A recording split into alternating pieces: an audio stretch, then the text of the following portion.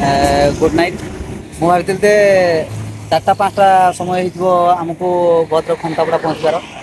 ତ ଦେଖୁ ଦେଖୁ ବର୍ତ୍ତମାନ 10:30 ପାଖାପାଖି ହେଇଗଲା। ତ ବର୍ତ୍ତମାନ ମୁଁ ଖନ୍ତାପଡ଼ାରେ ପହଞ୍ଚିଲି। ଆଉ ଖନ୍ତାପଡ଼ାରେ ପହଞ୍ଚି ବର୍ତ୍ତମାନ ଯାଉଛି, ଭୋକ ବି ପ୍ରବଳ ଲାଗିଲାଣି।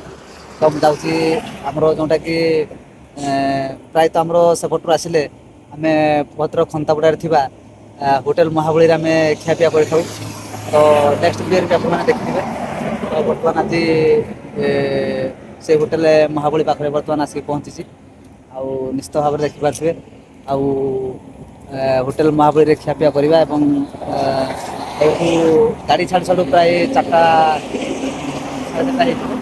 ତେଣୁ 4:30 ପରେ ଯାଇକି ଆମେ ବାଲେଶ୍ୱରରେ ପହଞ୍ଚିବୁ ବା ବାଲେଶ୍ୱରରେ ପହଞ୍ଚିବୁ କି କେଉଁଠି ଆମର ଯେଉଁ ଗାନ୍ଧୀ ଛକ ରହିଛି ବ୍ରିଜ୍ ପାଖରେ ସେଠି ଛିଡ଼ା ହେବ।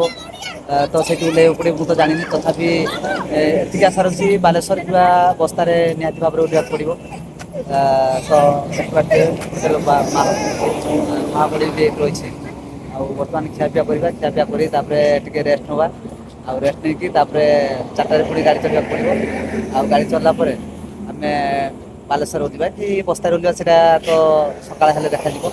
ତେବେ ଆପଣମାନେ ତ ନିଶ୍ଚିତ ଭାବରେ ଜାଣିଥିବେ ହୋଟେଲ ମହାବଳୀରେ କିଭଳି ଖାଇବା ସବୁ ରହିଥାଏ। ଆଉ ବହୁତ ସୁନ୍ଦର ଖାଇବା ହୋଟେଲ ମହାବଳୀରେ ମିଳିଥାଏ। ତ ଖାସ୍ କରି ଆମର ସେପଟରୁ ବି ଆସିଲେ ପ୍ରାୟ ଅଧିକାଂଶ ଲୋକ এই ହୋଟେଲ ମହାବଳୀରେ ଖାଇଥାନ୍ତି। ତ ହୋଟେଲ ମହାବଳୀ ଯଦି ଆପଣମାନେ ଜାଣିନାହାନ୍ତି ତ ମୁଁ ହୋଟେଲ ମହାବଳୀ ଆପଣଙ୍କୁ ସମ୍ପୂର୍ଣ୍ଣ ଭାବରେ ଦେଖାଉଛି।